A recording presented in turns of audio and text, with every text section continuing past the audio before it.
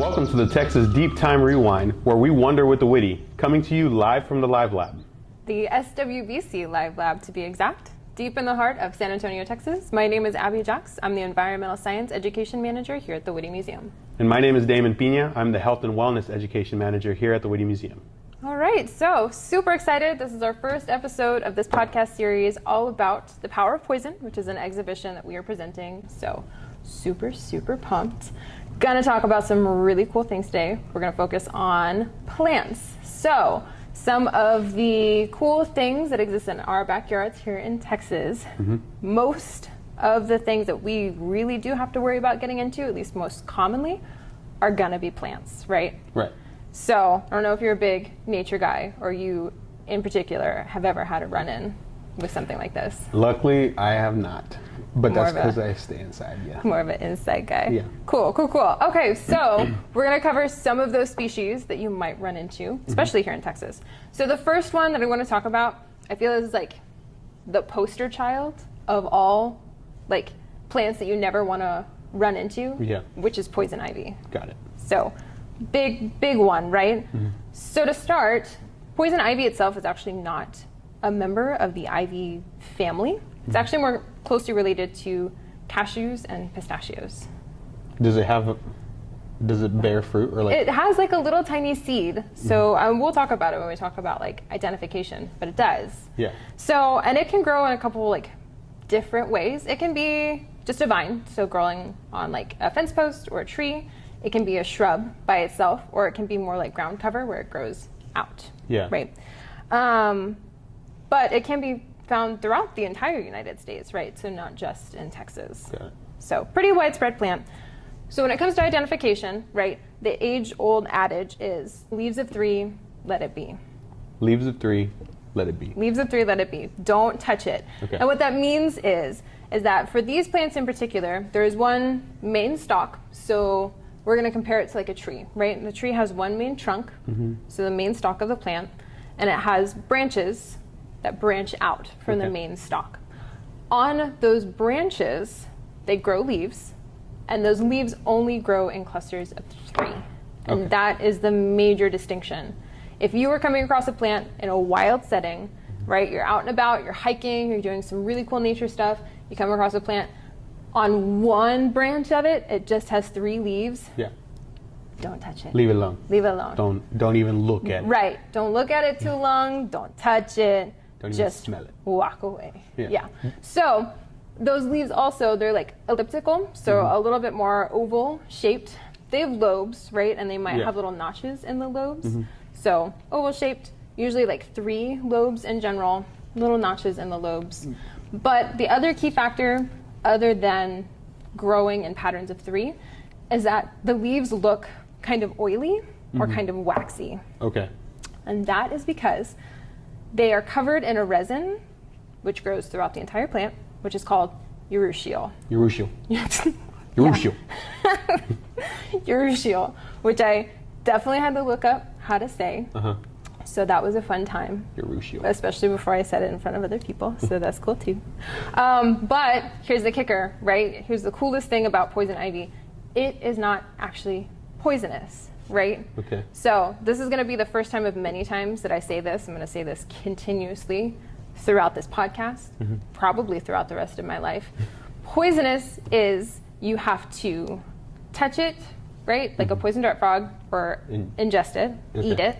Venomous is something that bites you or stings you. Yes. So technically, right, poison ivy would fall under poison because you're touching it and it's causing a reaction. But the urushiol it's an allergen. So it's causing an allergic reaction. Oh, okay. It's not actually a poison. Yeah. So that's the major difference there. It causes something called contact dermatitis, which essentially leads to all of the poison ivy symptoms that we're pretty familiar with, right? Yeah. Like the red raised rashes, it can blister, but essentially that overall like poison ivy itch comes from an allergy. That we're just like most people are all have the same reaction to. Most people, right? So like 15 to 25% of the world's population does not have a reaction to poison ivy. That's crazy. Right. So like when you said like if you've ever had a run-in, I've never personally had a run-in. Yeah. So like we could potentially be. We're special. Right, we're special. Part of that like lucky few that is never going to have to worry about it. Got it. Which would be... That'd be sick. Right, which would be ideal, right? That'd be super cool. Best case scenario. Yeah, probably not poison. true. Immune to poison ivy. Secret superpower. So that's how you have an issue with this plant in general, right? You have to touch it, it has to come in contact with skin. So for the most part, if you're out hiking or just enjoying nature in general and you are wearing protective clothing, for the most part, you're going to be okay. Like you have to get it directly in contact with your skin. Yeah. If you do get it directly in contact with your skin, it does cause that dermatitis, the red, itchy, raised rash, can lead to blister.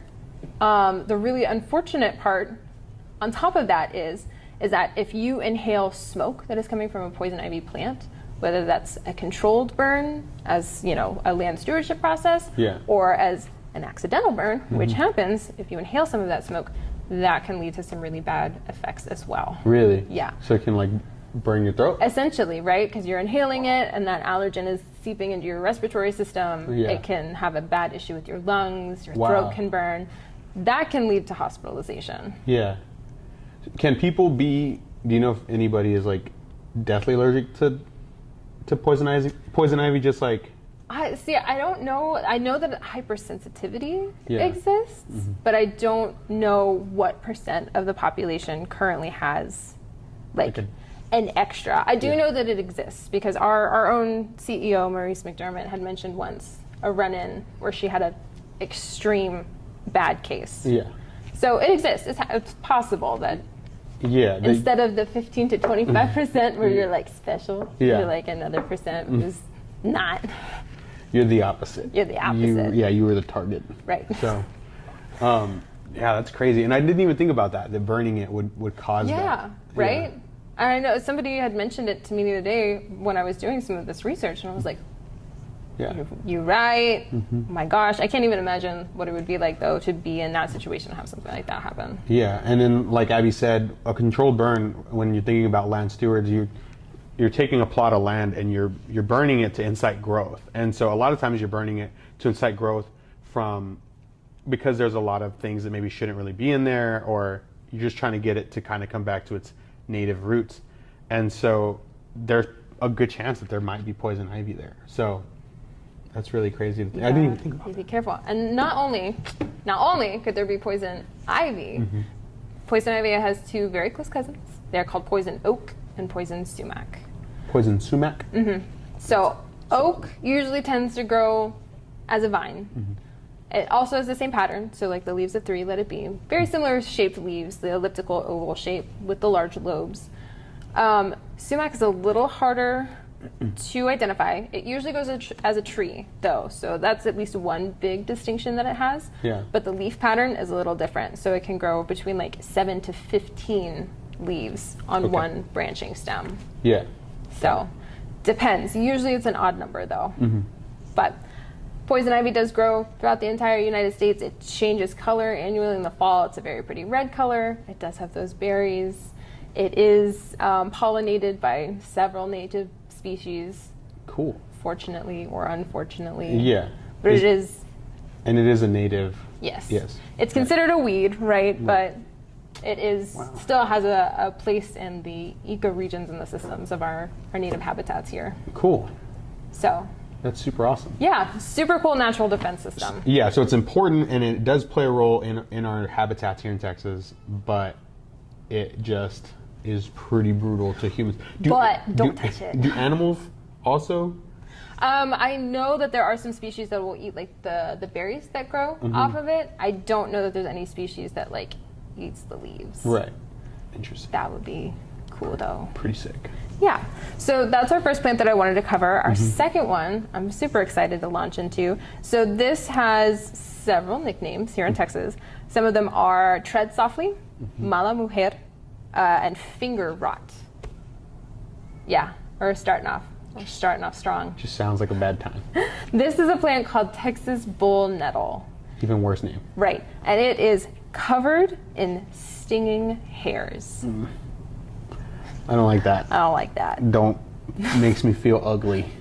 It's an herbaceous plant. It's an herb. Yeah. And it grows usually upwards branches out a little bit, but all parts of the plant, the root, the stem, the leaves, and the seed pod are all covered in these stinging hairs. Yeah. And they're pretty substantial. So I don't think that it would be a plant that you would wander about, again, on a nature walk, land surveying, what have you, and see it and be like, I should touch that plant. You know what I mean? Like, it looks like a plant that you don't want to touch. Yeah. Wow. And so is it growing in more like the arid areas, like drier areas, or do you know? Yeah, like... usually. From what I understand, it's like really sandy soil that it tends to really do well in. Yeah. And then, of course, people go to remove it from their land, but the roots grow really, really thick as well. So it's kind of troublesome to remove. And again, it's covered in those hairs that are filled with chemical compounds. And so, as I mentioned earlier, if it bites or stings, it's venomous. So you could almost make an argument that this plant is venomous. Would be venomous. Wow, that's pretty cool. Right. So, what does it serve a role like in the environment naturally? Like yeah. So the seed pods are still covered with the stinging hairs, but when the seeds mature and then the seed pod dries out and ruptures around the seeds, there are several species here in Texas that actually do eat the seeds. So turkeys in the Rio Grande region, mourning doves, even people can eat the seed pods of this plant. It's reported to have like a very nutty taste to it, apparently. That's cool. Right. It's just... But get this, you have to be careful when you're foraging it, right? Yeah. So most people that do forage or go out into a wild setting to look for food like this, they recommend barbecue tongs and leather gloves. That's crazy. Yeah. Imagine if, before, and you don't have either of those things, and you're just and you're like, yeah, this would be cool. Yeah. I'm going to eat that. Like, who was the first guy that looked, I was like, I'm going to eat all of this. Right. He's like, I don't care how long it takes. I don't know. I don't care what happens to me. I'm going to eat it. But yeah, so they harvest them. They said that they usually put them in paper bags, and then they wait for the outer pod to kind of dry out and rupture off of the seed. And so how venomous or poisonous is this? So I've heard that it hurts pretty bad, and I don't think that there's been any hospitalization due to this plant alone. Okay. But stinging that can last up to about 45 minutes. Yeah, so it's just it just hurts. It just hurts. And so I grew up in East Texas, right? And I used to walk around barefoot all the time, which was a mistake. I don't think it was Texas bull nettle that I was walking into, but I used to walk into nettle all the time as a kid. Yeah. It was the actual worst. And it's constant too. That's the thing. It's not like a bite where you get bitten, there's the initial pain, and then it kind of ebbs. It's constant for a set period of time. God. There's no getting away from it. You know there's no I'm trying to think, I lost my words, but there's no making it go away, like a spray or anything? I'm sure there's remedies, and there have been some that people will put out there. I think jewelweed is actually a native remedy, but unfortunately there's not any scientific evidence to back up that plant can provide a natural remedy. Right. It might be more, it might be a little bit more in your head where you're like, oh yeah, this is supposed to help, and you apply it and you're like, oh yeah, this is definitely helping. There's no real evidence to be like, here are the things that will stop the burning. Yeah. As a kid, I used to put apple cider vinegar on it. Gross. Would I recommend that to anybody? No. Absolutely not. It smells Don't do that. Awful. Don't do that. Don't Did it help me? Go look for bull nettle. Right. Did it help me? Yes. But here's the thing. You could just not touch it. Yeah. Here's the bottom line here. Just put some shoes on, Abby. Little Abby. I learned my lesson, okay? And here I am begging other people not to do the same thing. I don't even think I've ever seen it. I'm trying to picture it, and I don't. I can't say that I have, because we went out to the Viejo San Antonio Ranch by the East Foundation, and there was a plant out there that was tall and it had bristles like that. Okay. And I asked somebody out there if that was Texas bull nettle, and it wasn't. It was another native plant species, and I can't remember the name, but it didn't have any implication of it being a nettle. Yeah. It might be in the same family. It might not have been, but. I mean, it's one of those that you instantly recognize, and you're like, I shouldn't touch that. Yeah. You know what I mean? Yeah. And so, like, we'll talk about it later. Like, animals have warning colors, right? We'll talk more about that. Right. These plants look like don't touch me plants, right? So little ones, just don't touch it. Like the major banner, the major takeaway here. If it looks like you shouldn't touch it, don't touch it. Just don't touch it. Just don't touch it. All right, so the last one that I want to cover is really, really important in Texas history in particular. It's a plant called Datura. Yeah. So Datura in general is usually identified by a really, really pretty flower. So the flowering plant, I've never personally been super close to it, but it's said to smell really good. It's these really gorgeous white flowers that can have either like a light purple or a lavender on the edges of the petals or towards the center of the petals. All of the petals are fused together, so it's not like singular petals, but they branch off and make very distinct 5 points off of the flower. They've been the subject matter of artists here in the South and the Southwest, like Georgia O'Keeffe actually has several paintings of Datura flowers that are very, very important, very cool. Here's the kicker. We're ready for the kicker. Datura is a member of the nightshade family. Got it. Which is bad news in general, right? There are several plants of this variety that have had bad reputations for a long, long time. Like nightshade was an instrumental, essentially like ingredient in witches' potions, quote unquote, or flying ointments. Had to have nightshade to do that. So Datura falls directly in that family. Every part of the plant is toxic. All of it. All of it. The flower? Yep. Dang. Yep. So it's not just pretty, it's like it's devious. Yes, yeah. And that, see, there's the kicker, is like this plant is like, I could pick this, right? And this would be fine. In fact, my dad, when he first moved out to San Antonio, came across Datura plants, and he's been wonderful about, landscaping his home with native species, and was like, this would be great, right? Took it home, researched it, realized what it was. And that's not to say that people don't use Datura ornamentally. They do, to decorate, because it's so pretty, but it is very, very toxic. So any kind of ingestion or inhalation on purpose or on accident can have some really adverse effects. So I'm just going to read some of them to you right now. Tell me. So, hallucinations, drowsiness, lethargy, functional blindness, seizures, and trouble breathing. Oh my God. Yeah, so it goes 0 to 100. Right. Here's the thing is, it's bad news. Bad news all around. Some of the effects can take a little while to reach your system and cause some of these symptoms, which is kind of unfortunate, right? Because Datura is incredibly important in the history of the people of the Pecos. So the people that lived here in Texas thousands of years ago used Datura pretty regularly. From what we understand, usually religious leaders and shamans would administer Datura and would have to be essentially experts in dosage, right? Because they use this ceremonially, spiritually, and you'd have to give somebody just enough to get the desired effect and them not die. Right. Yeah, just a dab. Right. Just a little bit of Datura. just a tiny bit, because depending on how you administer it, how you store it, how you dry it, whatever, however you prepared it, there are some that it takes a little bit for you to get those effects.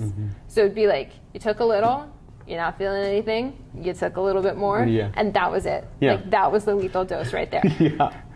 Just long sleep after that. Yeah, exactly. So Datura, like several of the other plants that we've mentioned, are still incredibly important pollinators here in Texas. So the really cool thing about Datura that I found is that the petals will open and close. So usually in the heat of the day, right, bright Texas day, tons of sun, super hot, the petals will close. So and it is preventing drying out. And so overnight, when the weather's a little cooler, there's not as much blinding sun, the petals will open again. And so it's pollinated by things like hawk moths, nocturnal pollinators. So cool. That then, of course, propagate Datura throughout Texas. Beautiful. Which, again, right, super cool plant, very important ecologically, plays a huge role for nocturnal pollinators. Don't eat it. Don't eat it. Don't take any of it. Do your best. So the flower is toxic. If you were to like let's say you don't know, you go up to it and you're like, right, boom, nose in the pollen, right? Right. Which you said the petals might be closed, but if it's open, you get the pollen on your, like, is that bad news? See, I don't know. That's a really good question. Did you ask your dad? He might know. Yeah. I don't know. But what I always think of is, I don't know if you've seen any of those old, like, really spaghetti Western movies where there's usually, unfortunately, a person of color, most likely native, that's a bad guy. Right. And they have, like, a pouch full of, like, white powder, and they, like, blow it into somebody's face, and then that person has, like, wicked hallucinations, and then they wake up, you know, wherever. Yeah. That's supposed to be Datura. Dang. So I wonder how you get that powder then. I mean, See, but again, yeah. the people of the Pecos, the native people of Texas, were functional experts Yeah. in how to do that. Right. They believed that if when taking a controlled dose, it gave them more insight into their world. Right. Right. So like, they knew exactly how not to die about it. Yeah. Like, just a splash. You get a big gallon of water and just a splash of Datura. I don't know how you take it. I have no idea. I'm not an expert. That part I did not read into because I read the all parts are toxic and then the seizures and the trouble breathing, and I was like, okay, cool, good to know. Awesome. Right. We're done here. Yeah, we're done here. I don't need to look into how to take that. If you start looking up how to take Datura, You've gone too far. Yeah, you're getting into parts of the internet. You've taken a step too far. Yeah. We need you to come back to us. reel it back. Come back over here. Reel it back. Yeah. Awesome. Well, that is all I have to talk about for plants of Texas. Can't wait to move on to some of our other podcasts coming up. We're going to be talking about some really cool, creepy crawly things that, some creepy crawly critters in Texas backyards. So thank you guys so much for listening with us today. We love talking about this, and hopefully we'll see you soon. Bye.